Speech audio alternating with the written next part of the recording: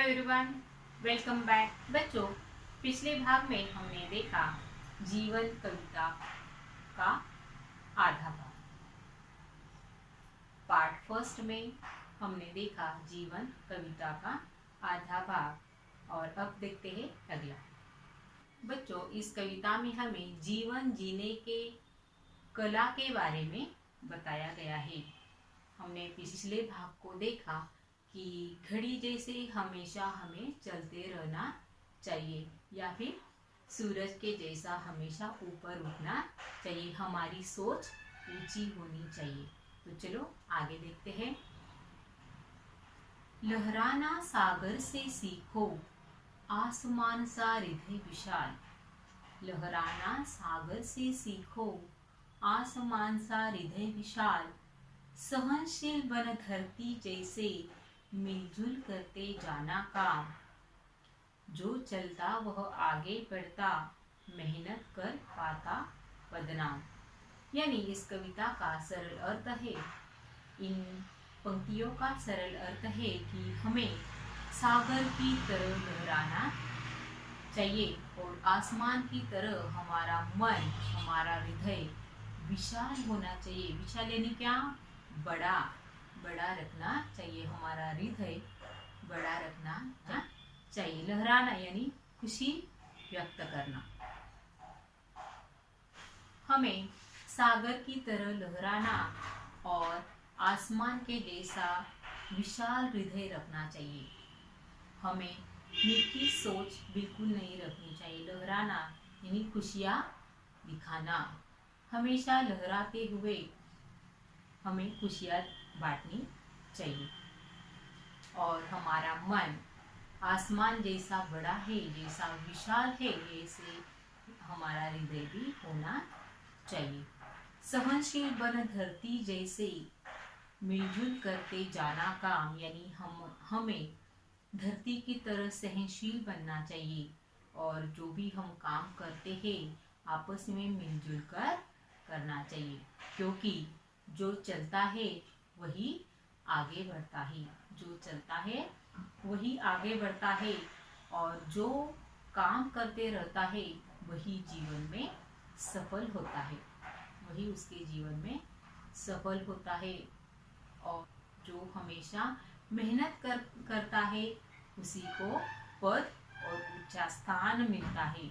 उसी जो मेहनत करता है वही ऊंचे स्थान पर पहुंचता है। कविता की अगली पंक्तियां है, माँ जैसी हो मीठी बोली। माँ जैसी हो मीठी बोली, मन में सच्चे उच्च विचार। माँ जैसी हो मीठी बोली, मन में सच्चे उच्च विचार। अपने जैसा सबको जानो, सेवा से कर लो सुविचार। माँ जैसी हो मीठी बोली, मन में सच्चे उच्च विचार। अपने जैसा सबको जानो, सेवा से कर लो सुविचार। जीवन है चलने का नाम, करना कभी नहीं विश्राम। और हमारी बोली माँ के जैसे मीठी होनी चाहिए। आपको पता है कि माँ हमेशा मीठी बोली बोलती है। चाहे वो कितना भी थक जाए, चाहे वो कितना भी काम कर ले, लेकिन वह कभी गुस्सा नहीं होती। वह हमेशा अपने बच्चों के प्रति जब बातें करती है वह मीठी ही बोलती है। इसलिए कहा जाता है कि माँ की तरह अपनी बोली भी मीठी होनी चाहिए और मन में सच्चे और विचार भी होने चाहिए। और मन में सच्चे और उच्च विचार होने चाहिए। हमें अपने समान ही सबको समझना चाहिए। हमें अपने समान ही सबको समझना चाहिए। हमारे मन में सदैव सेवा का भाव होना चाहिए।